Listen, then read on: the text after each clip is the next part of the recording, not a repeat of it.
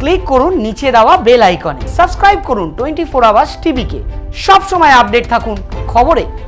আমাদের মধ্যে উপস্থিত আছেন প্রখ্যাত চিকিৎসক ডাক্তার শান্তনু সেন, যিনি রাজ্যসভার সাংসদ, পাশাপাশি আইএমএর রাজ্য সম্পাদক এবং আইএমএর সদ্য প্রাক্তন সর্বভারতীয় সভাপতি।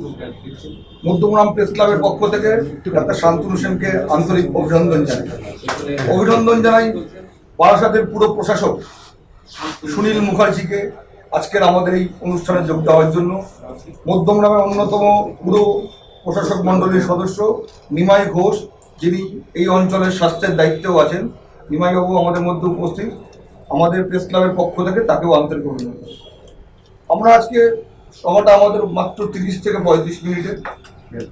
কোভিড-19 পরিস্থিতি কি অবস্থায় আছে রাজ্যে, বা আমাদের কি চাওয়া পাওয়া আছে, বিশেষত উত্তর 24 পরগনা জেলার মানুষ এখানে আপনাদের সরাসরি প্রশ্নের মাধ্যমে আপনারা জানতে পারবেন, এবং আমাদেরও অনেক কিছু অজানা তথ্য আছে কোভিড-19 বিষয়ে।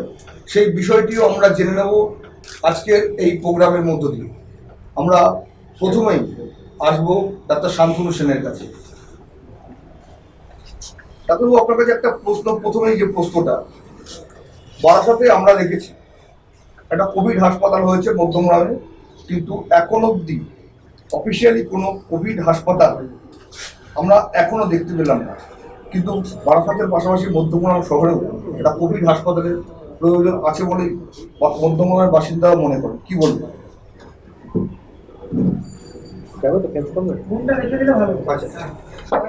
একটু সোজা করবেন, স্ট্রেট হলে সুবিধা হবে।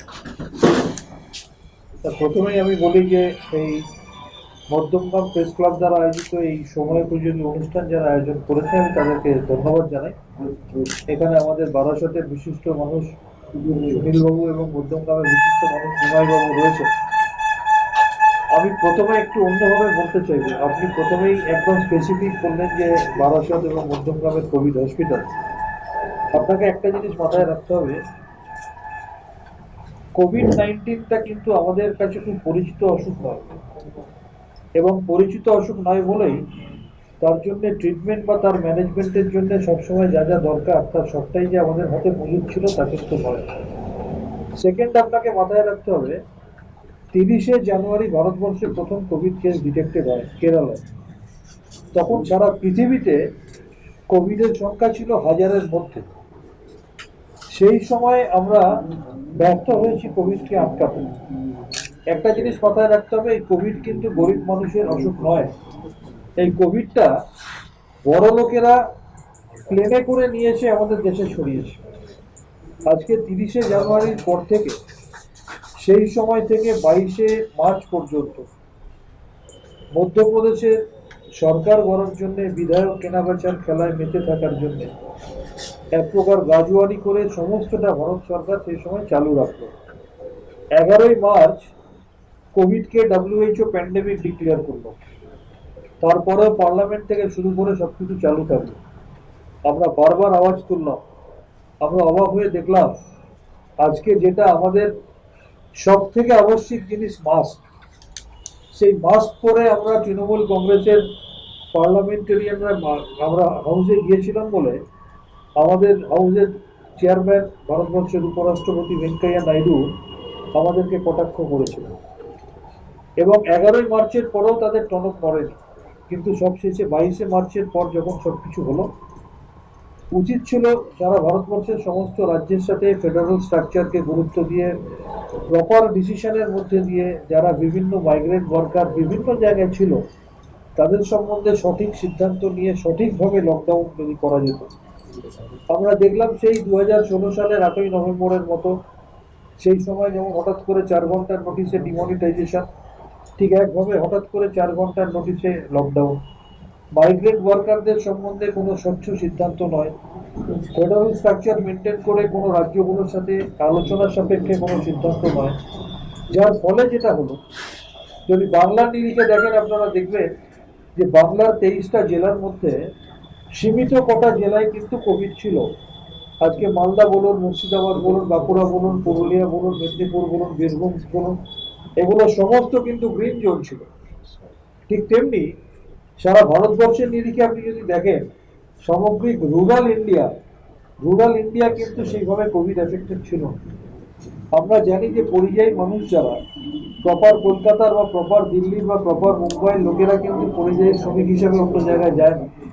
মূলত ভারতবর্ষের বিভিন্ন প্রান্তের বিভিন্ন গ্রামের মানুষেরাই মিউনিসিপ্যাল টাউনে যায় পরিযায়ী মানুষ হিসেবে, যার ফলে এই যে হুইলসিক্যাল সিদ্ধান্ত এবং এই পরিযায়ী মানুষগুলোকে একতরফা সিদ্ধান্তের মধ্যে দিয়ে কোনো প্ল্যান না করে বিভিন্ন জায়গায় পাঠিয়ে দেওয়ার ফলে হঠাৎ করে আমরা দেখলাম আমাদের বাংলায় যে সমস্ত জায়গাগুলো কমপ্লিট গ্রিন জোন ছিল, আজকে সেই মালদা মুর্শিদাবাদ থেকে শুরু করে জঙ্গলমহল সব জায়গায় করোনা ছড়ানো।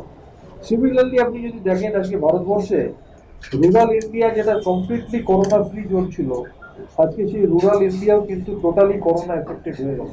এবং আজকে আপনারা দেখে থাকবেন সকালে পরিসংখ্যানে ইতিমধ্যে ভারতবর্ষ তো তৃতীয় স্থানে পৌঁছেই গেছে সারা পৃথিবীর নিরিখে, সামনে শুধু ব্রাজিল আর আমেরিকা। আর 12ই জুলাই ডেটা যদি দেখেন আপনি আরো শিউরে উঠবেন, ওই একদিনে পার্টিকুলার ডেটে একদিনে কেসের নিরিখে কিন্তু ভারতবর্ষ ব্রাজিলকেও টপকে গিয়েছিল, এবং 12ই জুলাই একদিনে মৃত্যুর নিরিখে ভারত কিন্তু আমেরিকাকেও টপকে গেছিল। এবং আজ সকাল থেকে আমরা সংবাদ মাধ্যমের মধ্যে দেখতে পাচ্ছি মৃত্যুর নিরিখে নাকি ইতিমধ্যে ভারতবর্ষ ইতালিকেও টপকে গেছে। এই করুণ পরিণতি কিন্তু ভারতবর্ষের ঘটনা যদি সেই সময় সঠিক সিদ্ধান্ত নেওয়া হচ্ছে। ফিরে আসি বাংলায়। সারা পৃথিবী ভারতবর্ষে যখন 30শে জানুয়ারি প্রথম ডিটেক্টেড হয়, বাংলায় কিন্তু ডিটেক্টেড হয় 17ই মার্চ। সেই সময় কিন্তু আমাদের এখানে মাত্র 2টো টেস্টিং সেন্টার ছিল। এই জিনিসগুলো আপনাদের বুঝতে হবে। অন্য টেস্টের মতো কিন্তু কোভিড টেস্ট এক নয়। এখানে প্রত্যেকটা টেস্ট করার জন্য টেস্টিং সেন্টার খোলার জন্য আপনাকে আইসিএমআর মুখের দিকে তাকিয়ে থাকতে হয়। আজকে বাংলার মুখ্যমন্ত্রী কেন্দ্রের চরম অসহযোগিতা সত্ত্বেও সম্পূর্ণ নিজের একক প্রচেষ্টায় আজকে 2টো টেস্টিং সেন্টার থেকে শুরু করে আজকে সারা বাংলায় প্রায় 56, 57, 58টা টেস্টিং সেন্টার রয়েছে। আজকে পার ডে প্রায় 16,000, 16,500 করে টেস্ট হচ্ছে, এবং 15 আগস্টের মধ্যে আমাদের পার ডে প্রায় 25,000 করে টেস্ট হচ্ছে। মাথায় রাখতে হবে এটা কিন্তু জিরো থেকে শুরু হয়েছে। অন্যদিকে এটা একটা প্যান্ডেমিক চলছে।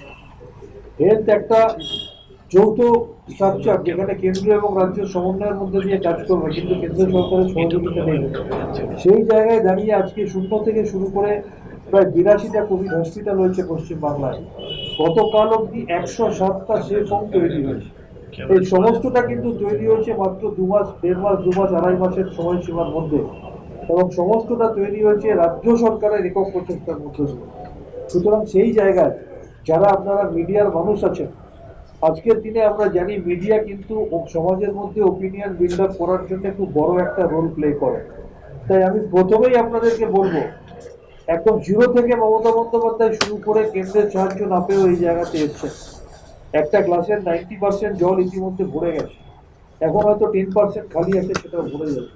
কিন্তু যারা আপনারা সংবাদ মাধ্যমের মানুষ, সমাজের কাছে খবর পরিবেশন করেন, আপনাদের অনুরোধ করবো যে 90% ইতিমধ্যে ভরেছে সেটা একটু বড় করে মানুষের কাছে পৌঁছান, এবং আগামী দিনেও যে 10% যেটুকু খালি আছে সেটাও ভরে যাবে, সেটা প্রচার করুন। তা না করে অনেক সময় আমরা দেখছি বিভিন্ন জায়গায় কিছু কারণে বা কিছু উদ্দেশ্য নিয়ে যে 10% গ্লাসের খালি পোর্শনটা সেটাকে এমনভাবে হাইলাইট করা হচ্ছে, এবং মানুষের মধ্যে একটা ফিয়ার সাইকোসিস তৈরি করে, একটা প্যানিক তৈরি করে, একটা হিউম্যান ক্রাই তৈরি হচ্ছে। আজকে বাংলার প্রত্যেকটা জেলায় যেভাবে মমতা বন্দ্যোপাধ্যায় কোভিড মোকাবিলায় তৎপর হয়েছে, আপনাদের উত্তর 24 পরগনা কিন্তু তার থেকে কোনো অংশে পিছিয়ে নেই। মূলত আপনারা জানেন যে সংখ্যার নিরিখে কলকাতা এবং উত্তর 24 পরগনা প্রায় পাল্লা দিয়ে এগিয়ে যাচ্ছে। সুতরাং মমতা বন্দ্যোপাধ্যায়ের বিশেষ দৃষ্টি আকর্ষণ নিশ্চয়ই রয়েছে এই জেলার জন্য। সুতরাং আমার মনে হয় আপনার এই জেলার মানুষের আতঙ্কিত হওয়ার কোনো কারণ নেই, এবং এতগুলো সেফ হোম এবং এতগুলো কোভিড হসপিটাল হওয়ার ফলে আগামী দিনে এটুকু বলতে পারি, যদি প্রোটোকল মেনে ট্রিটমেন্ট হয় তাহলে একজনও কোভিড আক্রান্ত মানুষ যার বাড়িতে থেকে ট্রিটমেন্ট করা সম্ভব না, যাকে হসপিটালে ভর্তি হতেই হবে, এবং একজন পেশেন্টও আগামী দিনে বেড পাচ্ছে না, এই হাহাকার কিন্তু তৈরি হবে না যদি তারা প্রপার জায়গায় কমিউনিকেট করে। আমাদের দ্বিতীয় যে প্রশ্ন, সেই প্রশ্নটি হচ্ছে যে আগামী আগস্ট মাসে আমরা দেখলাম বেশ কয়েকদিন লকডাউনের সিদ্ধান্ত নেওয়া হলো। তো বেশ কয়েকদিন লকডাউন, ধরুন 7 দিন বা 9 দিনের নির্দিষ্ট একটা দিন আমাদের ঠিক হয়েছে, তাহলে 30 দিনের মধ্যে ওই 7-8 দিন লকডাউন করে কি সফলতা আসবে, যদি এটা একটু আমাদের একটু ব্যাখ্যা করে বলেন। নিশ্চয়ই বলবো। প্রথম মাথায় রাখতে হবে যে একদম শুরু থেকে এটা কিন্তু একটা সারা বিশ্বে এটা একটা সমর্থিত পদ্ধতি যে এই চেনটাকে ব্রেক করার জন্য এই লকডাউনটা হচ্ছে সলিউশন। এক। দুই, অত্যন্ত দুর্ভাগ্যের বিষয়, আজকে আপনারা বিগত কয়েকদিন ধরে নিশ্চয়ই সংবাদ মাধ্যমে দেখছেন যে কমিউনিটি স্প্রেড হয়েছে কি হয়নি সেই নিয়ে একটা বিতর্ক চলছে। কেরালার মুখ্যমন্ত্রী মিস্টার বিজয়ন বললেন কমিউনিটি স্প্রেড হয়েছে। আমাদের বাংলার মাননীয় স্বরাষ্ট্র সচিব বললেন যে বাংলায় কিছু জায়গায় কমিউনিটি স্প্রেড হয়েছে, কিন্তু অফিসিয়ালি যেহেতু কমিউনিটি স্প্রেড হয়েছে কি হয়নি সেটা ডিক্লেয়ার করার অধিকার আছে ICMR এর। এবং অত্যন্ত দুর্ভাগ্যের বিষয়, আজকের দিনে ভারতবর্ষে কোনো স্বশাসিত সংস্থাই স্বাধীনভাবে কাজ করতে পারে না, সেটা CBI হোক, সেটা ED হোক, সেটা RBI হোক। এবং সে কারণে ICMR কিন্তু সঠিকভাবে কাজ করতে পারছে না। আজকে তারা সেরো সার্ভে করে বলবে যে কমিউনিটি স্প্রেড হয়েছে কিনা। এবার সেরো সার্ভেটা এমন এমন জায়গায় ইনডিরেক্টলি নির্দেশ আসবে যে এই জায়গায় করো, তাহলে তোমার সেরো সার্ভেতে দেখাবে কমিউনিটি স্প্রেড হয়। কিন্তু বাস্তব চিত্রটা এটাই যে ভারতবর্ষের 138 কোটি মানুষের মধ্যে সংক্রমণ যেভাবে ছড়িয়েছে, তাই সংখ্যার নিরিখে ভারতবর্ষ আজকে সারা পৃথিবীতে তৃতীয়। এবার আমি আপনাকে আসি লকডাউনের কথা।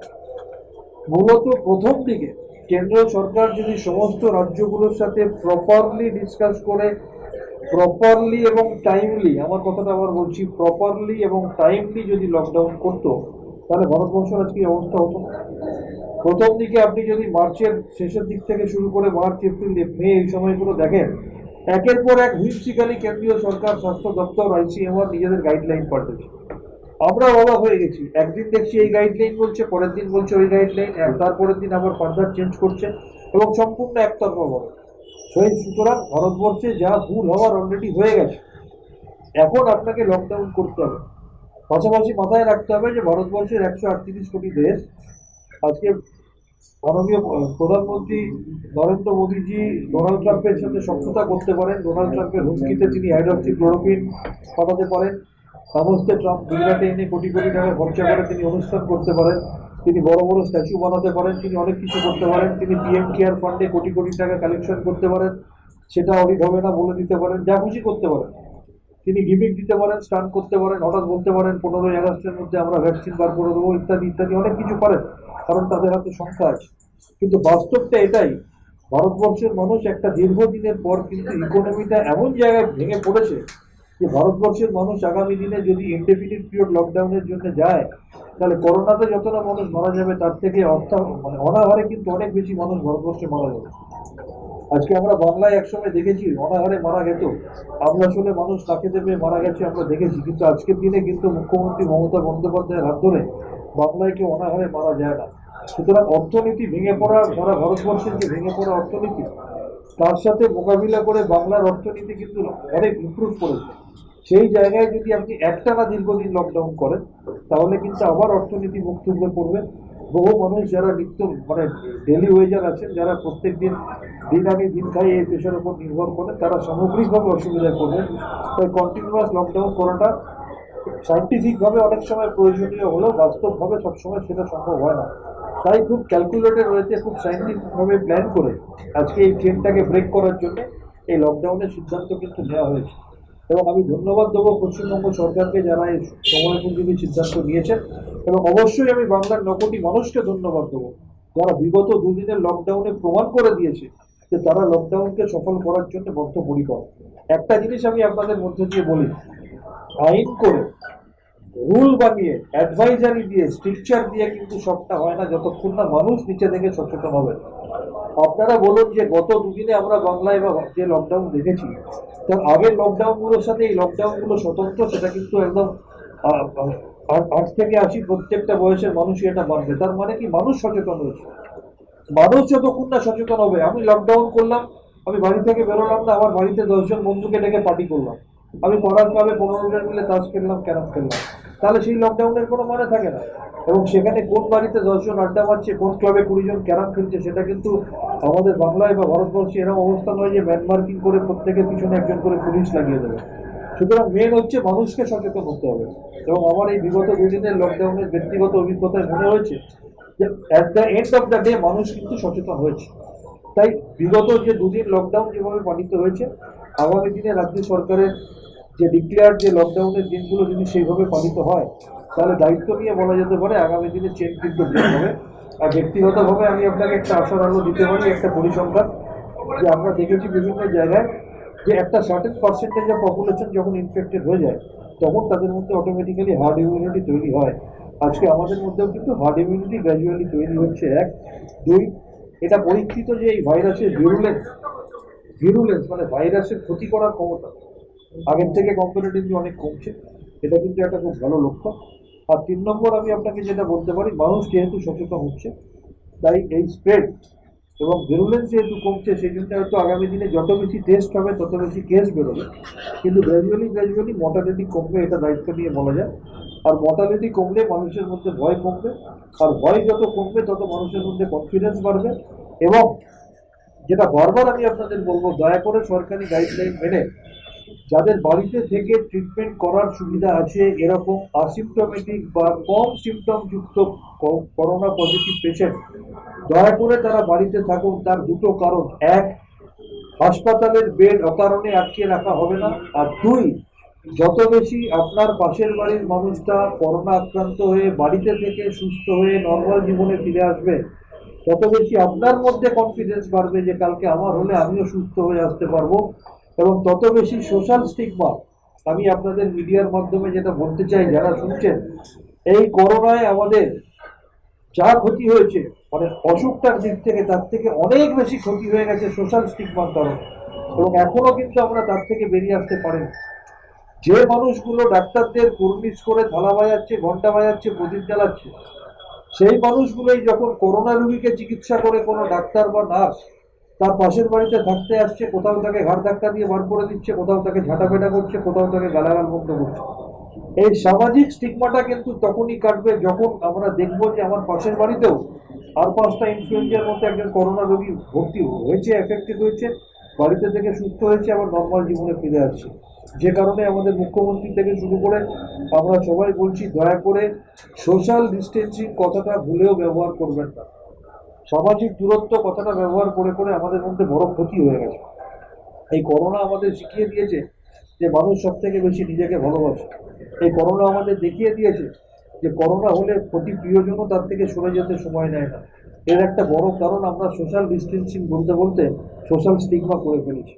আমাদের কিন্তু সামাজিক নৈকট্য বজায় রাখতে হবে, শারীরিক দূরত্ব বজায় রাখতে হবে। শারীরিক দূরত্ব মানে সামাজিক দূরত্ব নয়। সামাজিক দূরত্ব মানে হিন্দু মুসলিমের দূরত্ব, ব্রাহ্মণ শিডিউল কাস্টের দূরত্ব, সিপিএম কংগ্রেস তৃণমূলের দূরত্ব। আমাদের মধ্যে কিন্তু সামাজিক দূরত্বের কোনো প্রয়োজন নেই। যে মানুষটি কোভিড আক্রান্ত হয়েছে তার সাথে আরও সামাজিক নৈকট্য তৈরি করতে হবে, এবং তাকে এবং নিজেকে সুস্থ রাখার জন্য শারীরিক দূরত্ব বজায় রাখতে হবে। দয়া করে এইটা প্রত্যেকের দায়িত্ব আছে, এবং আপনারাও আপনাদের প্রচার মাধ্যমের মধ্যে দিয়ে এই অ্যাওয়ারনেসটা মানুষের মধ্যে তুলে ধরবেন। একটা বিষয় দেখা যাচ্ছে, এই কোভিড পরিস্থিতির মধ্যে অন্যান্য রোগও দেখা যাচ্ছে, কিন্তু হাসপাতালে গেলে তার কোনো নির্দিষ্ট ট্রিটমেন্ট পাওয়া যাচ্ছে না। পেশেন্ট ভর্তি নিয়ে অনীহা, চিকিৎসা নিয়ে অনীহা, সব বিষয়ে একটা অনীহা। এটা কিভাবে আপনি দেখছেন? এই যে কথাটা আপনি বললেন, এটা আমি আপনার সাথে সম্পূর্ণ একমত না হলেও আংশিক একমত। প্রথম দিকে এটা হচ্ছিল, কিন্তু এখন কিন্তু এটা হয়নি। এবং এই ইস্যুটা উত্থাপিত হওয়ার পর আমাদের মুখ্যমন্ত্রী অত্যন্ত সদর্থ ভূমিকা নিয়ে প্রত্যেক জায়গায় অ্যাডভাইজারি পাঠিয়েছেন যে করোনা রোগীকে ট্রিটমেন্ট করার জন্যে নন করোনা পেশেন্টদের ট্রিটমেন্টের যাতে কোনো জায়গায় অসুবিধা না হয়, এবং সেই কারণেই কিন্তু সেইভাবেই সমস্ত ট্রিটমেন্টগুলো সেটা করা হচ্ছে। এবং যে অসুবিধাটা প্রথম দিকে হতো, এখন মনে হয় না সেটা হচ্ছে বলে। একটা সময় ছিল যারা প্রাইভেট সেক্টরে রোগী দেখেন, তারা দীর্ঘদিন প্রাইভেট সেক্টরে চেম্বার করতেন না, এবং তাদের একটা দাবি ছিল যে আমরা মাস্ক পাচ্ছি না। দৃষ্টান্তকারী সিদ্ধান্ত হিসাবে আমাদের মুখ্যমন্ত্রী প্রত্যেকটা ফেয়ার প্রাইস মেডিসিন শপে সামান্য মূল্যে মাস্ক অ্যাভেলেবেল করে দিয়েছেন, যাতে জেনারেল প্র্যাকটিশনাররা যারা চেম্বারে রোগী দেখেন তারা সেখান থেকে মাস্ক কিনে দেখতে পারেন। সুতরাং প্রাইভেট সেক্টরে ডাক্তাররা এখন ধীরে ধীরে রোগী দেখা শুরু করেছে, এবং সরকারি হাসপাতালেও নন করোনা পেশেন্ট যারা যাচ্ছে তারা একটা ট্রায়াজের মধ্যে দিয়ে যাচ্ছে। ট্রায়াজ মানে আপনি যখন যাচ্ছেন আপনাকে দেখে নিচ্ছে থার্মাল গান দিয়ে আপনার শরীরের টেম্পারেচারটা ঠিক আছে কিনা, আপনার শ্বাসকষ্ট আছে কিনা বা জ্বর আছে কিনা। যদি জ্বর বা শ্বাসকষ্ট থাকে একটা নির্দিষ্ট ফিভার ক্লিনিক আছে, আপনাকে তার মধ্যে দিয়ে যেতে হচ্ছে। আর তা যদি না থাকে তাহলে আপনি কনসার্ট ডিপার্টমেন্টে কিন্তু সেটা করতে পারবেন। আপনি দেখেছেন আজকে মেডিকেল কলেজের মতো জায়গায়, এনআরএস মেডিকেল কলেজের মতো জায়গায় আজকে এই সমস্ত জায়গায় যেমন কোভিড ট্রিটমেন্ট হচ্ছে, ঠিক তেমনি নন কোভিড পেশেন্টও কিন্তু ট্রিটমেন্ট হচ্ছে। আপনি জেনে রাখুন, এই বিগত 3 মাসে বাঙুর ইনস্টিটিউট অফ নিউরোলজিতে সব থেকে বেশি নিউরোসার্জারি হয়েছে। এই বিগত 3 মাসে এনআরএস মেডিকেল কলেজে সব থেকে বেশি পেডিয়াট্রিক সার্জারি হয়েছে। সুতরাং নন কোভিড পেশেন্টের ট্রিটমেন্ট হচ্ছে না, এটা সম্পূর্ণ ঠিক নয়। কোথাও হয়তো কমিউনিকেশন গ্যাপের জন্য প্রথম দিকে কিছু অসুবিধা হয়েছিল, একটা ফিয়ার সাইকোসিস কাজ করছিল, এখন কিন্তু গ্র্যাজুয়ালি পরিস্থিতি চেঞ্জ হয়ে গেছে। শামসুল, একটা কথা জিজ্ঞাসা করতে হবে, এই যে বেসরকারি হসপিটালগুলো যেভাবে চার্জ করছে করোনা পেশেন্টের জন্য, তো সেগুলো সাধারণ মানুষ বা গরিব মানুষের পক্ষে তো খুব অসুবিধেকর। এই এত টাকা দিয়ে তো ট্রিটমেন্ট করা সম্ভব নয়, এবং সরকারি হসপিটালেও অনেক জায়গায় বেড পাওয়া যাচ্ছে না, এই অভিযোগ অনেক জায়গায় আমরা দেখেছি। এই বিষয়ে আপনি যদি আপনার প্রশ্নের দুটো ইস্যু। প্রথম ইস্যু হচ্ছে বেসরকারি হসপিটালে লাগাম ছাড়া খরচ। আপনাদেরকে জানাই, মাননীয় মুখ্যমন্ত্রী যখন আমাকে দায়িত্ব দিয়েছিলেন এবং সমস্ত চিকিৎসক সংগঠনকে একসাথে করে আমরা নবান্ন সভাঘরে মিটিং করেছিলাম, তখন এই প্রস্তাবটা আমি নিজে দিয়েছিলাম যে বেসরকারি হাসপাতালে কোভিড ট্রিটমেন্ট করতে গেলে লাগাম ছাড়া বিল করছে, এটা অনেক মানুষ ট্রিটমেন্ট করে উঠতে পারছে না। সঙ্গে সঙ্গে কিন্তু সমস্ত প্রাইভেট হসপিটালে একটা অ্যাডভাইজারি দেওয়া হয়েছে, একটা কেপিং করা হয়েছে যে এই খাতে এর বেশি তুমি বিল করতে পারবে না। নাম্বার 2, আপনি এটা জেনে খুশি হবেন যদি না জেনে থাকেন এখনো অবধি, যে বেসরকারি ল্যাবরেটরিগুলোতে যে কোভিড টেস্ট হতো, সেই টেস্টেও কিন্তু শুরুতে লাগাম ছাড়া বিল করা হতো। এটা কিন্তু মুখ্যমন্ত্রী মমতা বন্দ্যোপাধ্যায়কে আমরা প্রস্তাব দেওয়ার পরেও সেই টেস্টের একটা কেপিং করা হয়েছে 2250 টাকা, তার বেশি কিন্তু তিনি নিতে পারবেন না। এইগুলো রাজ্য সরকার কিন্তু করেছে। আর সেকেন্ড হচ্ছে, সরকারি হাসপাতালে যে বেড পাওয়া যাচ্ছে না, আমি এটা আপনার সাথে সম্পূর্ণ দ্বিমত পোষণ করছি। তার কারণ এখন পুরো অ্যাডমিশনটা সেন্ট্রালাইজ করে দিয়েছে রাজ্য সরকার। স্বাস্থ্য ভবনের হেল্পলাইন সমস্ত জায়গায় প্রত্যেক মানুষের কাছে আছে, ওয়েবসাইটে আছে, খবরের কাগজে, টেলিভিশনের মধ্যে দিয়ে জানা যাচ্ছে। আপনি যদি কোনো হেল্পলাইনে ফোন করেন 24 আওয়ার সেখানে লোক থাকছে, এবং আপনি ফোন করলে আপনার পেশেন্টের রিপোর্ট যদি পজিটিভ থাকে, আপনি কোথায় থাকেন, আপনার সিমটম কী কী, সেই অনুযায়ী আপনার বাড়ির কাছাকাছি কোথায় আপনি ভর্তি হতে চাইছেন, যেখানে বেড অ্যাভেলেবেল আছে, সরকার শুধু আপনাকে ভর্তির ব্যবস্থা করে দিচ্ছে তা না, আপনার বাড়ির দোরগোড়ায় কিছু সময়ের মধ্যে অ্যাম্বুলেন্সটা অবধি পৌঁছে দিচ্ছে, যে অ্যাম্বুলেন্সটা আপনাকে নিয়ে গিয়ে সেই সরকারি হাসপাতালে নিয়ে যাচ্ছে। এবং আপনি দেখেছেন কিছুদিন আগে যখন মাননীয় প্রধানমন্ত্রী আমাদের রাজ্যের মুখ্যমন্ত্রীদের সাথে বসেছিলেন, তখন আমাদের মুখ্যমন্ত্রী মমতা বন্দ্যোপাধ্যায় গর্ব করে বলেছেন যে মোদী সাহেব, আপনি সারা পৃথিবীর মানুষকে বলুন যে আপনার দেশে পশ্চিমবঙ্গ একটা রাজ্য আছে যেখানে 100% ফ্রিতে এমনি ট্রিটমেন্টের সাথে সাথে সরকারি পরিকাঠামোর মধ্যে 100% ফ্রিতে কোভিড ট্রিটমেন্টটা হয়। আমরা ধন্যবাদ জানাই ডক্টর শামসুল হোসেনকে। আমরা এরই মধ্যে একটু প্রশ্ন করতে চাই বারাসাত পুরসভার পুর প্রশাসক সুনীল মুখার্জিকে। আমরা দেখলাম গতকাল পর্যন্ত টানা 7 দিন ধরে বারাসাতে লকডাউন ছিল। লকডাউন করা হলো শুধুমাত্র করোনা পরিস্থিতি মোকাবিলা করার জন্য। কি রেজাল্ট পেলেন শুনে উঠলাম। প্রথমে আমি মধ্যমগ্রাম প্রেস ক্লাবকে আজকে এখানে একটা আমাদের ডাকা হয়েছে, এবং সবচেয়ে যেটা আমি এখানে বসে এতক্ষণ আমাদের প্রিয় সংসদ ডক্টর শান্তনু সেনের কথা শুনছিলাম, এবং কথাগুলো আমার এত ভালো লাগলো যে আমি নিজে একটু নিজেকে আরও বেশি সংযুক্ত হলাম। তো যে কথা ডক্টর শান্তনু সেন বলছিলেন, আমি আমার নিজের অভিজ্ঞতা দিয়ে বলি।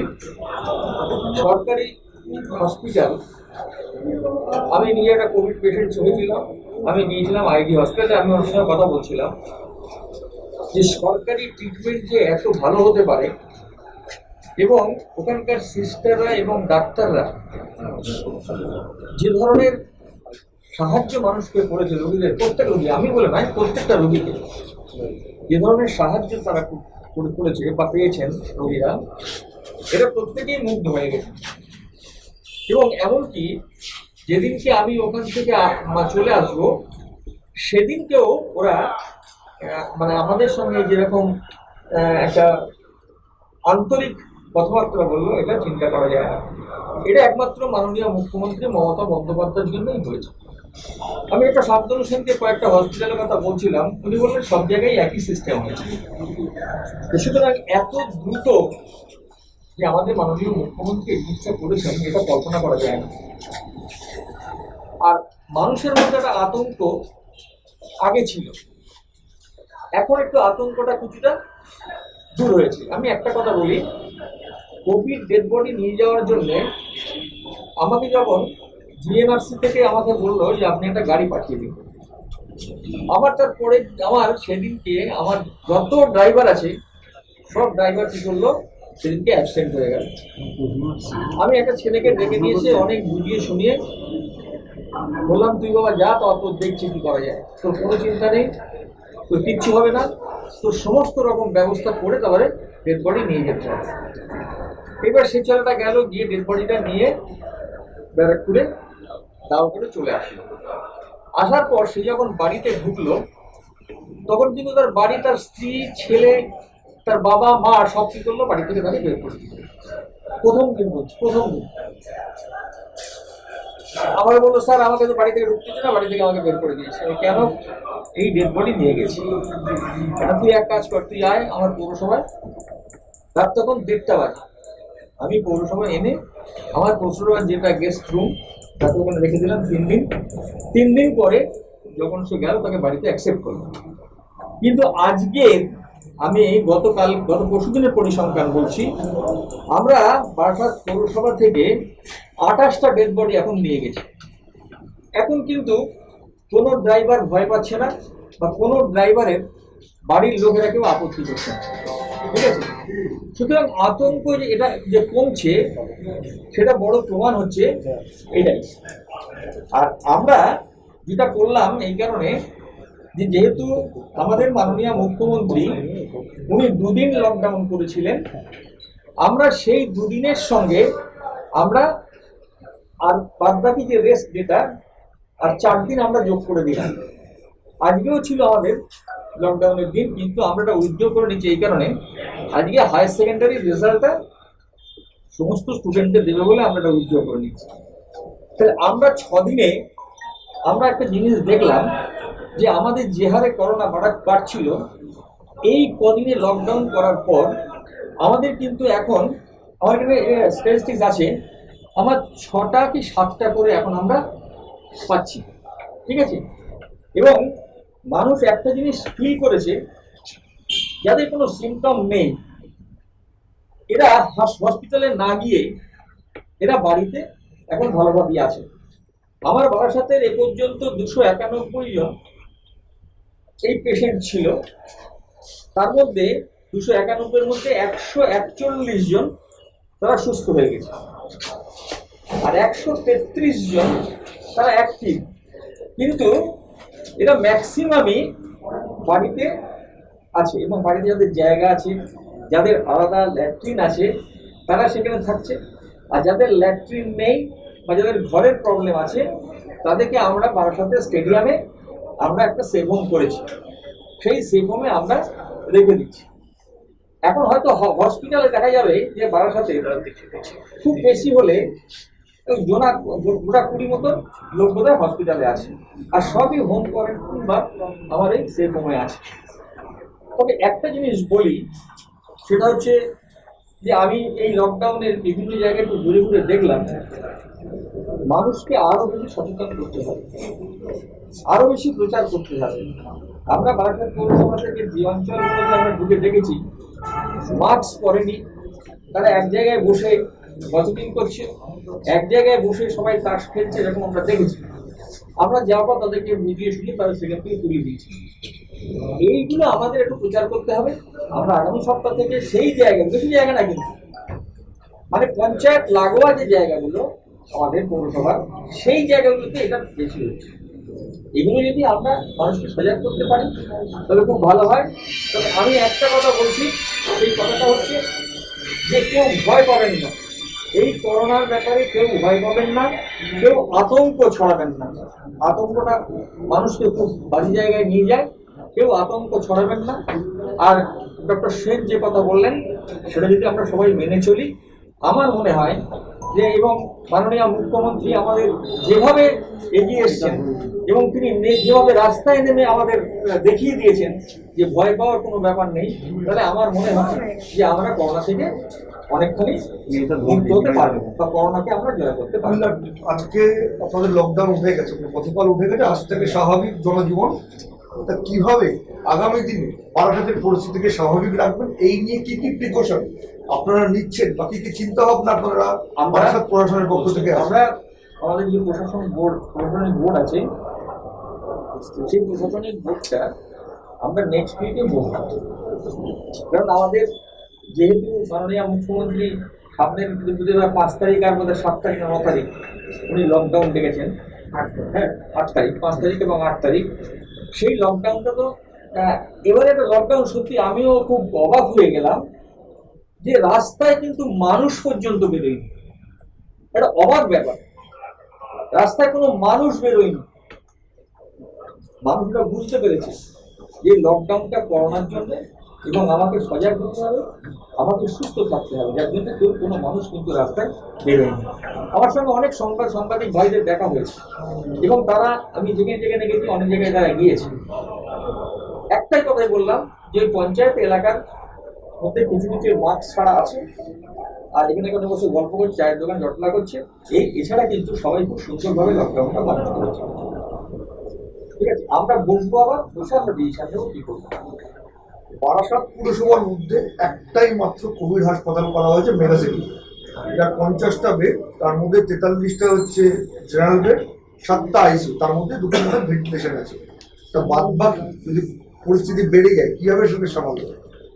এখন বিষয় হচ্ছে আমাদের বাড়িতে কোনো নার্সিংহোম সেরকম নেই। একটা ছিল আমাদের সিটি লাইফ, সেটা তো প্রায় 2 বছর ধরে বন্ধ, ভালো ছিল ওটা, 2 বছর ধরে সেটা বন্ধ, তার মালপত্র সব ওখান থেকে নিয়ে চলে গেছে। এখন আবার নতুন করে ওটা বানানোর সময় লাগবে, সেটা নেওয়া যাবে না। আমি একে বলেছিলাম, সিএমএইচকে বলেছিলাম, সিএমএইচ গিয়েছিলেন, গিয়ে দেখেছে, বলেছিলেন এটা কিছু করা যাবে। পাশে আরেকটা নার্সিংহোম আছে, ইকো নার্সিংহোম, যদি প্রয়োজন হয়, ধরো তবুদাল দেওয়া আছে, যদি প্রয়োজন হয় তখন গভর্নমেন্টটাকেও নিয়ে যাবে। রাজ্যে কোভিড ম্যানেজমেন্ট খুব ভালোভাবেই সামলাচ্ছে, মানে অন্যতম সেনাপতি হিসেবে সামলাচ্ছে ডাক্তার শান্তনু সেন। ওনার কাছে কি আপনার কোনো আবেদন আছে এই বিষয়ে, বাংলাদেশের বিষয়ে? না, ওনার কাছে আমার একটাই আবেদন আছে, সেটা হচ্ছে আমাদের যে আমরা সেফ হোমটা করেছি, ওই সেফ হোমে আমার সঙ্গে কালকে সিএমএইচের আগে দুটো কথা হয়েছে, যদি একজন, আমার পৌরসভার ডাক্তার আছে, কিন্তু পৌরসভার আমার যে যারা ইউপিএসসি ডাক্তাররা আছেন প্রায় সবাই 60-এর কাছাকাছি, ফলে কেউ আর সাহস করে ওখানে যেতে চাইছে না। আমার তবু তো আমার ডাক্তার ওখানে আছেন, যদি একজন ডাক্তারকে যদি আপনি একটু স্পেয়ার করতে পারেন তাহলে আমার খুব উপকার হয়। আমি সুনীল বাবুকে জানাই যে ইতিমধ্যেই রাজ্য সরকারের আবেদনের ভিত্তিতে আমরা ইন্ডিয়ান মেডিকেল অ্যাসোসিয়েশনের তরফ থেকে একজন নয় প্রায় 100 জন ডাক্তারের নাম এবং জেলা ভিত্তিক আরও প্রায় 200 ডাক্তারের নাম আমরা দিয়েছি এবং ইতিমধ্যেই তাদেরকে ইউজ করা শুরু হয়েছে। আপনারা খবরের কাগজে দেখে থাকবেন যে গতকাল থেকে প্রত্যেক দিন 3টে করে টিম, ডাক্তারদের টিম স্বাস্থ্য ভবন থেকে বেরিয়ে সমস্ত কোভিড হসপিটাল এবং সেফ হোম পরিদর্শন করছে এবং সেফ হোমগুলোতে যে সমস্ত ডাক্তাররা সরকারি ডাক্তারের বাইরেও আইএমএস থেকে ভলেন্টিয়ার করবে, এইরকম ডাক্তারদের লিস্টও আমরা আমাদের মিস্টার নারায়ণ চরণ নিগম, যিনি স্বাস্থ্য সচিব আছেন, তার কাছে আমরা দিয়েছি এবং কোন কোন চিকিৎসক কোন কোন দিন অ্যাভেলেবেল হতে পারেন, কোন কোন শিফটে ডিউটি করতে পারেন, সেটাও ডিটেলস আমরা দিয়েছি।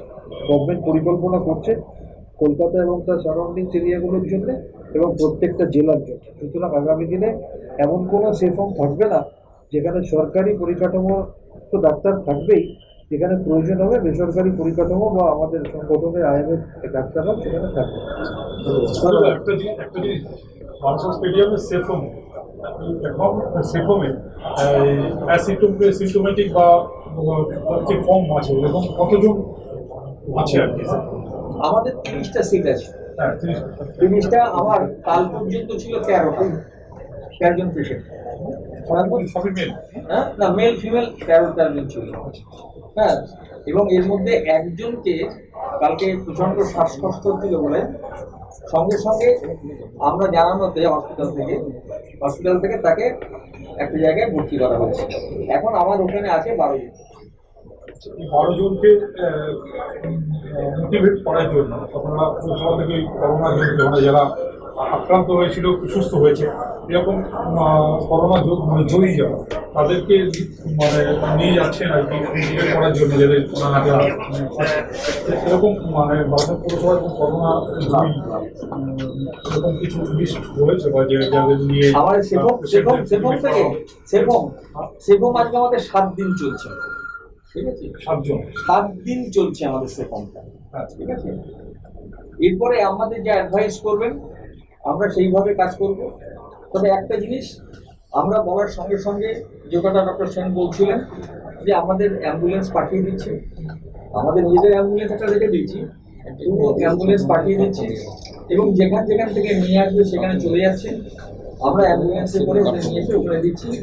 হ্যাঁ, সুতরাং আমাদের কোনো অসুবিধা কিছু হচ্ছে না। 7 দিন আজকে 7 দিন চলছে।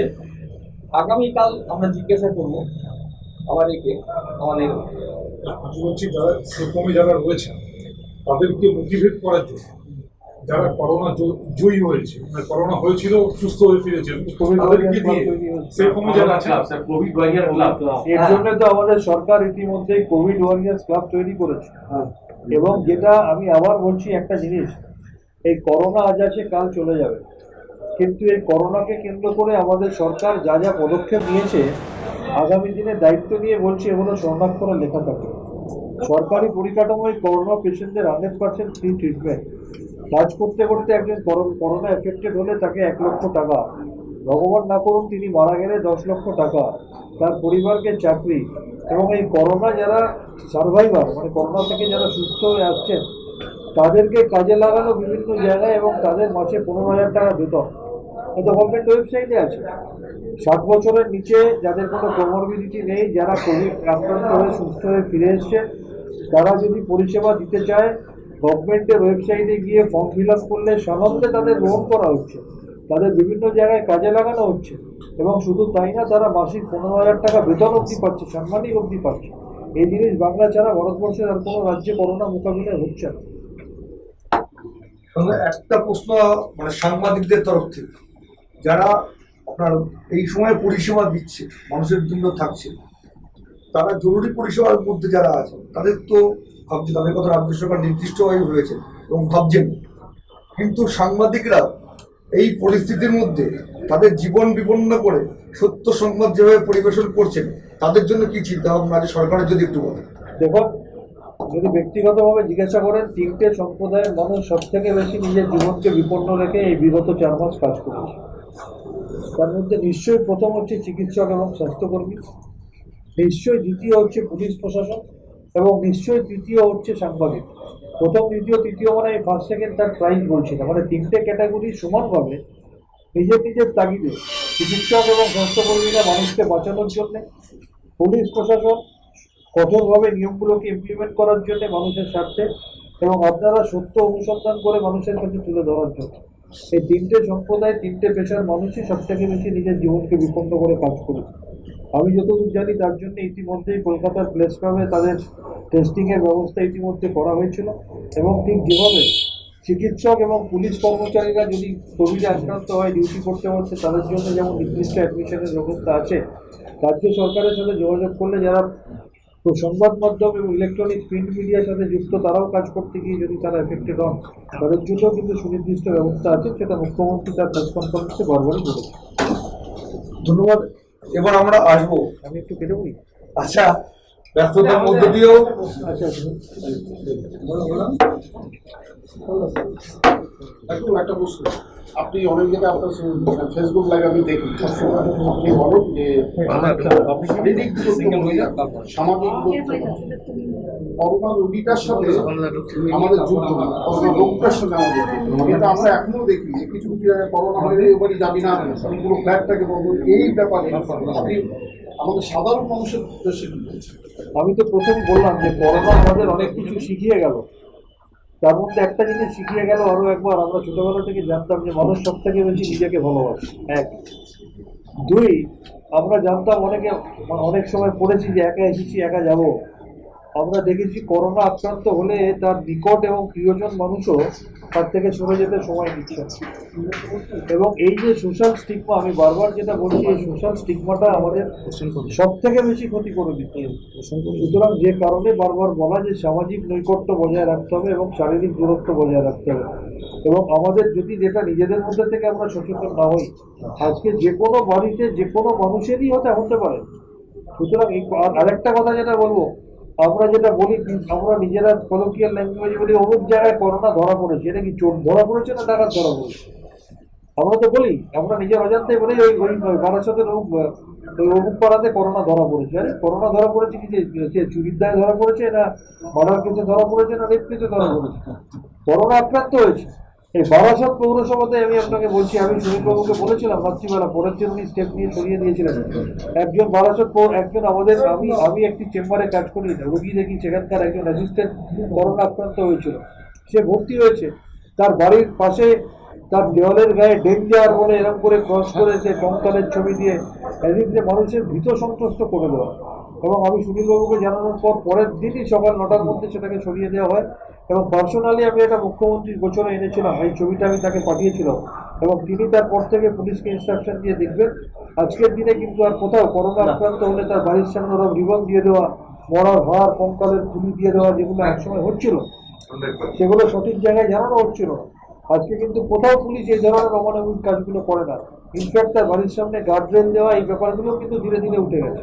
আপনারা আর 2 মিনিট দেবো, কারণ আমাদের মধ্যে মধ্যমগ্রামের নিমাই ঘোষ আছেন, পুরো প্রশাসক মন্ডলের অন্যতম সদস্য, তারও কিছু তথ্য থাকতে পারে। সেই জায়গায় দিয়ে একটা বলা, মধ্যমগ্রামের কোভিড পরিস্থিতি কিভাবে তোমরা এখানে হ্যান্ডেল করেছো, বা কিভাবে রথিন ঘোষের অনুপ্রেরণা, রথিন ঘোষের নেতৃত্বে কিভাবে বিষয়টা মোকাবিলা করা হয়েছে, যদি একটু বলো। এটা সম্পূর্ণভাবে আমাদের পুরো প্রশাসক, আমরা যারা আছি, আমরা মিটিং করে আমাদের যে সমস্ত করোনা অ্যাক্টিভ আমরা পেশেন্ট রিপোর্ট পাচ্ছি, আমরা সঙ্গে সঙ্গে আমাদের হেলথ ওয়ার্কার, হেলথ অফিসার, আমাদের পুরো টিমটা আজকে কিন্তু সেই জায়গায়, সেই বাড়িতে গিয়ে রুগীর পাশে দাঁড়িয়ে পরিষেবা দিয়েছে। এটা শুধু প্রথম থেকেই আমাদের এইভাবে কাজ হচ্ছে। আমরা, আপনারা দেখেছেন, প্রথম যখন করোনা আক্রান্ত হয় আমাদের পুরসভার একজন জনপ্রতিনিধি, তিনিও সুস্থ হয়ে আজকে বাড়িতে এসছেন, এখন পুরসভাতেও তিনি এসে কাজকর্ম করছেন। আপনারা দেখেছেন যে টোটাল সেই সময় আমাদের রাজ্যে প্রথম এইটা আক্রান্ত হয়েছিল। আমরা কিন্তু সেটা সম্পূর্ণভাবে সুন্দরভাবে আমাদের পুলিশ প্রশাসন, পৌরসভার সমস্ত জনস্বাস্থ্য দপ্তরের আমরা সমস্ত আধিকারিক, আমাদের সমস্ত টিম কাজ করে মানুষকে আমরা পরিষেবা দিয়েছি। এবং মধ্যমগ্রাম পৌরসভা আমাদের 24 ঘন্টা কন্ট্রোল রুম খোলা থাকে। সেই কন্ট্রোল রুমের মধ্য দিয়ে এই ফোন নাম্বারে যার যা প্রয়োজনীয়, যার যা লাগবে, কারণ সবজি, মাছ, ফল, ফুল, অন্য ওষুধপত্র সবটাই আমাদের পৌরসভা এবং প্রশাসন ওই বাড়িতে বাড়িতে মোটর সাইকেল ফোন করলে নাম্বার দিয়ে মধ্যমগ্রামের কোভিড পরিস্থিতির কি অবস্থা আছে একটু বলুন। এখন মধ্যমগ্রামের কোভিড পরিস্থিতি কি অবস্থা, করোনা পরিস্থিতি? মধ্যমগ্রাম রাজ্যে বাইরে তার মধ্যমগ্রাম নয়, মধ্যমগ্রামে আমাদের যথেষ্ট কন্ট্রোলে আছে। এই জুলাই মাসটা আমাদের মে মাস এবং জুন মাস আমাদের কেস সংখ্যা খুব কম ছিল, এবং এই জুলাই মাসে এই কটা দিন আমাদের একটু কেস সংখ্যাটা বেড়েছে। এবং গতকাল আপনাদের আমরা বলি, গতকাল আমরা অর্থাৎ 30 তারিখ একটি কেস মধ্যমগ্রাম শহরে আমাদের একটি কেস হয়েছে। ন্যাচারালি এই যে আমাদের রাজ্যসভার সাংসদ, আমাদের ডাক্তারবাবু, যে শান্তবাবু যেটা বললেন, যে লকডাউনে এই যে দুটো লকডাউন আমরা দেখেছি তাতে করে, এবং আমরাও মধ্যমগ্রাম পৌরসভা থেকে পার্টলি লকডাউন করেছিলাম, তার একটা এফেক্ট আমাদের মধ্যমগ্রাম শহরবাসী পেয়েছে। মানুষও সচেতন হচ্ছে, প্রচুর প্রচার হচ্ছে প্রশাসনের তরফ থেকে, পৌরসভার তরফ থেকে এই প্রচার করে অনেকটা আমরা এর সুফল পাচ্ছি। করোনা পরিস্থিতির বিষয়ে কোনো কিছু জানাবার জন্য রাজ্যসভার সাংসদ আছেন এবং তিনি কোভিড ম্যানেজমেন্টটা দেখছেন পুরো রাজ্যে এবং এলাকায় এলাকায় একটা আবেদন কার্যকারী একটা, সেটা হচ্ছে দেখুন, এখন তো আমাদের রাজ্য সরকার অনেক শিথিলতা করে দিয়েছে। আগে আমাদের ডিস্ট্রিক্টে ডেপুটি টু দেখতেন অ্যাডমিশন প্রক্রিয়াটা, এখন টোটালটাই এই সিস্টেমটা আজকে 5-6 দিন হয়েছে, চেঞ্জ হয়েছে। কন্ট্রোল রুম 24 ঘন্টা খোলা, 7টা কন্ট্রোল রুমের নাম্বার দেওয়া আছে। পেশেন্ট পার্টি ডাইরেক্ট কন্ট্রোল রুমে ফোন করলে যাদের খুব সিরিয়াস কন্ডিশন, যাদের শ্বাসকষ্ট এত হয়ে গেছে, যাদের বাড়িতে থেকেছে, তাদের ফোন করলে 102 অ্যাম্বুলেন্স আসছে। সেই 102 অ্যাম্বুলেন্স আমাদের যে জেলায় যে কোভিড হসপিটাল আছে সেগুলোতে অ্যাডমিশন করাচ্ছে। আমি ডাক্তারগুলোর কাছে একটাই, শান্তনুর কাছে আবেদন করবো, এই সময়টা যে 102 অ্যাম্বুলেন্স এবং বিলের প্রসেসিং হচ্ছে, এই অ্যাম্বুলেন্সটা যদি একটু বাড়ানো যায়, ফ্রিকোয়েন্সিটা বাড়ানো যায়, হয়তো সে একটা বলছে আমি একটা অ্যাডমিশন করে আসছি, মানে তাতে 1-2 ঘন্টা গ্যাপ হয়ে যাচ্ছে। যদি 102 অ্যাম্বুলেন্সটা যদি একটু পরিষেবাটা যদি একটু বাড়ানো যায়, আবেদন। এই প্রস্তাবটা খুব যুক্তিযুক্ত প্রস্তাব, এটা আমি নিশ্চয়ই সঠিক জায়গায় পরিবেশন করবো এবং আমার মনে হয় এই চিন্তাটা রাজ্য সরকারও পাচ্ছে। একটা প্রশ্ন, সারা পৃথিবী জুড়ে তো করোনা বিভিন্ন সেনানায়করা লড়ছেন, তারা এগিয়ে আছেন অনেক দিক থেকেই, কিন্তু পৃথিবীর মধ্যে প্রথম ভারতবর্ষেরই একটা রাজ্য পশ্চিমবঙ্গ তার মাননীয় মুখ্যমন্ত্রী মমতা ব্যানার্জির লড়াইকে স্বীকৃতি দিয়ে একটা বই প্রকাশিত হয়েছে 3 দিন আগে। যদি আপনি সেই বিষয়টা একটু আলোকপাত করেন আজকে আমাদের ফেসবুক লাইভে। আমি তো একটু আগেই বললাম যে যখন একটা জিনিসের মধ্যে দিয়ে আমরা যাই তখন আমরা বুঝতে পারি না, যখন সেটা পেরিয়ে যাই তখন বুঝতে পারি যে পিছনটা কত স্বর্ণময় ছিল। আমরা এই মুহূর্তে বুঝতে পারবো না, যখন আজ থেকে আরো 1 মাস 2 মাস 3 মাস পরে আমরা মোটামুটি একটা করোনা মুক্ত পরিবেশে নতুন করে বাঁচা শুরু করব, তখন আমরা যখন রেট্রোস্পেক্টিভ স্টাডি করব, ডাউন মেমোরি লেনে যখন আমরা দেখব, তখন কিন্তু আমি আবার দায়িত্ব নিয়ে বলছি, আমরা প্রত্যেকে এটা মানতে বাধ্য হব যে করোনা মোকাবিলায় বাংলা যা করেছে সারা ভারতবর্ষ, সারা পৃথিবীর জন্য একটা রোল মডেল।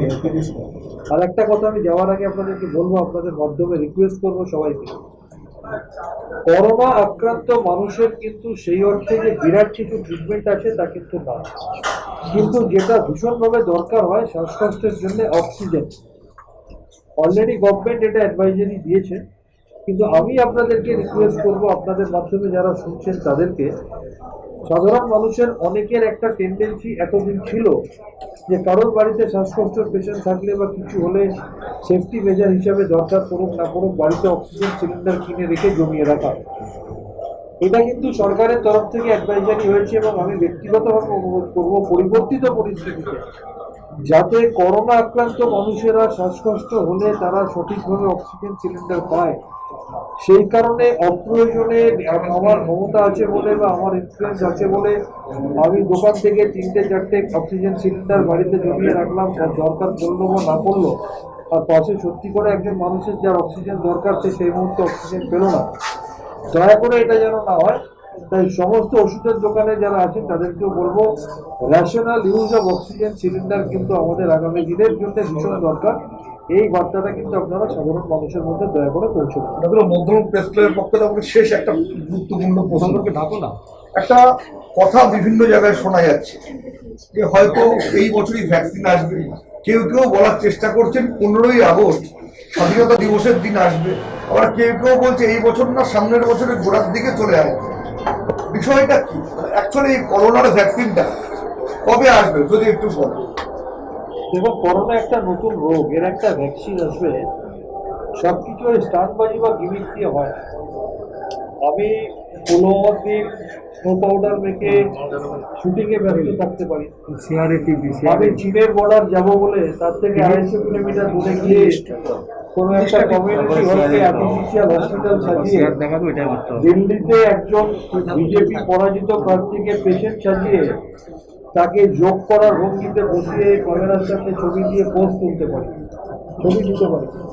কিন্তু 138 কোটি মানুষের জীবন নিয়ে ছিনিমিনি খেলে, যেখানে প্রপার ট্রায়াল কমপ্লিট হলো না, যেখানে 100% উপযোগিতাটা এখনো প্রমাণিত হলো না, সেখানে আমি সংস্থার রাজনীতি করার জন্য 15ই আগস্ট কিছু একটা বলতে হবে বলে লালকেল্লা থেকে সংস্থার রাজনীতি করার জন্য কিছু একটা বলবো, আমার মনে হয় ভারতবর্ষের 138 কোটি মানুষের জীবন নিয়ে রাজনীতি করা বা ছিনিমিনি খেলাটা বোধহয় ঠিক না। যারা প্রকৃত বিজ্ঞানী রয়েছেন তারা সদর্থক ভূমিকা নিয়ে চেষ্টা করছেন এবং আমরা প্রত্যেকে অধীর আগ্রহে তাকিয়ে আছি প্রপার হিউম্যান ট্রায়ালের পর প্রপার প্রসেসের মধ্যে দিয়ে গিয়ে যত তাড়াতাড়ি ভ্যাকসিন বেরোবে আমরা তত তাড়াতাড়ি আমরা একটা নতুন সূর্যের আলো দেখবো এবং নিশ্চিত হতে পারবো। কিন্তু তাই নিয়ে হঠকারী সিদ্ধান্ত নিতে গিয়ে ভারতবর্ষের 138 কোটি মানুষকে বিপদে ফেলে কোনো সংস্থার চটকদারি সিদ্ধান্তের জন্য যেন আমরা বিভ্রান্তির শিকার না হয়, এটা কিন্তু আমাদের সকলকে সচেতন থাকতে হবে। মমতা বন্দ্যোপাধ্যায়ের পশ্চিমবাংলায় কোনো রোগীকে ওষুধ কিনে খেতে হয় না, সমস্ত হাসপাতালে ফ্রি ট্রিটমেন্ট হয়। সেখানে কেউ যদি এরকম দুর্নীতিগ্রস্ত কাজ করে থাকে সেটা প্রপার ফোরামে সেটা এনে তার জন্য দৃষ্টান্তমূলক ব্যবস্থা নেওয়া উচিত। আর প্রথম যেটা বললেন বনগাঁ হসপিটালে যেটা হয়েছে সেটা অত্যন্ত অমানবিক ঘটনা, মাননীয় মুখ্যমন্ত্রী পর্যন্ত বলেছেন। আমি আপনাদের একটা কথা আবার বলবো, আইন করে, নিয়ম করে, অ্যাডভাইজারি করে, রুল করে সমস্ত কিছু করে যাওয়া যায় না। আপনার পরিবর্তনটা নিজের মধ্যে থেকে আসতে হবে। যে মানুষটা সে অমানবিক কাজ করেছে তার উচিত আয়নার সামনে দাঁড়িয়ে নিজেকে প্রশ্ন করা, তার বাড়ির লোকের যদি এই ঘটনা ঘটে এবং তার বাড়ির লোকের সাথে যদি একই জিনিস হয়ে থাকতো তাহলে তার কেমন লাগতো। এই প্রশ্নের উত্তরটা তিনি নিজেই পেয়ে যাবেন যদি আয়নার সামনে দাঁড়িয়ে করেন। তাই মমতা বন্দ্যোপাধ্যায় সরকার সমস্ত চেষ্টা করছে, কিন্তু আলটিমেটলি এন্ড ইউজার হচ্ছে মানুষ। মানুষ যতক্ষণ না 100% সচেতন হবে এবং তার ভিতর থেকে যতক্ষণ না সেই পরিবর্তনটা আসবে ততদিন 100% সলিউশন হতে পারে না। তাই আপনাদের মধ্যে দিয়ে মানুষকে সচেতন হতে, মানুষের মানবিক মুখটা দেখানোর জন্য আমি আরো বেশি করে আবেদন করছি। তার একটা শেষ প্রশ্ন, সংক্রমণের হার একদম পারছে 50 প্রায় ছাড়িয়ে যেতে চলেছে, আগামী দিনে এই সংক্রমণের হার আপনি কি মনে করেন? কোথায় সংক্রমণের হার ছাড়ছে 50 ছাড়িয়ে যেতে চলেছে? আমরা তো কালকে ফিটুচুরা দেখছিলাম কি দেখলাম? সারা দেশে যে সংক্রমণের হার বৃদ্ধি পাচ্ছে সেটা সারা দেশে সংক্রমণের হার তো বৃদ্ধি পাবে। সারা দেশে তো ভারতবর্ষ তো তৃতীয়তে চলে গেছে, আগামী দিনে দ্বিতীয় চলে যাবে এবং মৃত্যুর নিরিখে ইতালিকে ছাপিয়ে গেছে। আজকে 30শে জানুয়ারির পর থেকে যদি 22শে মার্চ অবধি মোদী সরকার, বিজেপি সরকার মধ্যপ্রদেশে ঘোড়া কেনা বেচার জন্য যদি সব জোর করে সব কিছু না চালাতো, যদি ইন্টারন্যাশনাল ফ্লাইটগুলো ঠিক সময় বন্ধ করতো, যদি পরিযায়ী মানুষগুলোর সম্বন্ধে সঠিক সিদ্ধান্ত নিয়ে সঠিক সময়ে সব রাজ্যের সাথে আলোচনা করে বিভিন্ন রাজ্যে পাঠাতো, তাহলে ভারতবর্ষের আজকের এই করুণ পরিণতি হতো না। আমরা তো বাংলার মুখ্যমন্ত্রী মমতা বন্দ্যোপাধ্যায়ের মতো একজনকে পেয়েছি বলে এখনো বাংলাটা গুজরাট, মহারাষ্ট্র, তামিলনাড়ু, উত্তরপ্রদেশ, রাজস্থান, দিল্লি হয়ে যায়নি। আমরা বাংলায় ভালো আছি। আপনার অ্যান্ড্রয়েড মোবাইলে 24 আওয়ার্স টিভি লাইভ দেখতে গুগল প্লে স্টোর থেকে ডাউনলোড করে নিন 24 আওয়ার্স টিভির অ্যাপস। সব সময় আপডেট থাকুন খবরে।